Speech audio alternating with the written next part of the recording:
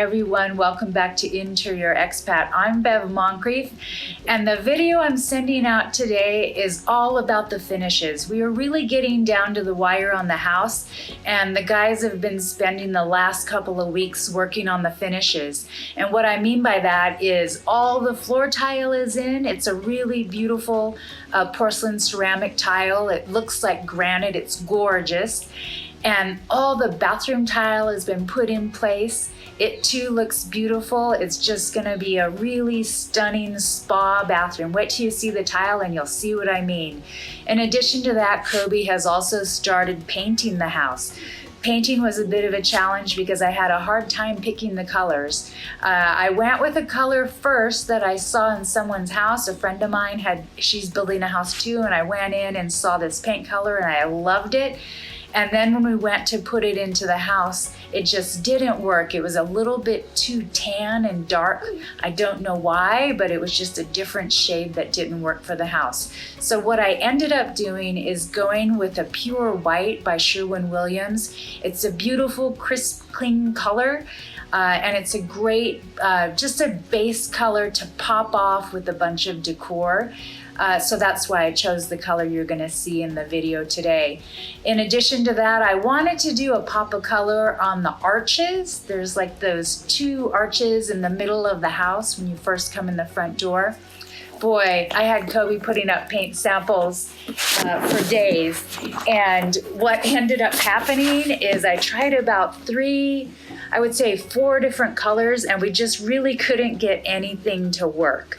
So I went with a straight up gray, and the gray is nice. It actually looks really good. So what we've done as far as choosing our paint colors is we have that pure white for our body, and then I have a lighter accent gray that we used for all the moldings around the ceiling. It looks really good. And the dark gray for the arches. And we'll also use that dark gray on the exterior. So the other thing is we renovated the fireplace, the stove fireplace. And what ended up happening is the original design is a really scalloped top to the stove, so it really looked dated. I didn't quite know what to do with it. And so what we ended up doing is filling in the scallop to make it flat, and we tiled it. The bottom of the top of the stove too is like a scallop as well, and so we decided to remove that scallop. The guys tried cutting the scallop and making it a straight edge. Boy, that cement was so thick that they ended up not being able to do that idea. So what they did was they filled in the scallop, which of course made the top of the stove drop down a little bit lower. So you'll see the before and after in the video. Tell me what you think. The tile that we picked for the stove wasn't my first choice. The one I had picked was discontinued, so I had to go back and choose something new. This tile is kind of cool though. It's three-dimensional. I don't know if that shows up in the video, but it really is a beautiful tile. So a lot going on. Next week, the kitchen cabinets are going in. The iron doors are going up. The ironwork is starting to come in now. I'm not going to show you any of that for this video, but for next week, you'll get to see the beautiful ironwork that Luis has been working on for the past month and a half. That's it. Oh, and the other thing too is I'm really starting to get into the yard and transforming the yard, doing a lot of planting over the last couple of weeks. And it's really fun to get my hands back in the soil. I haven't been gardening in a long time.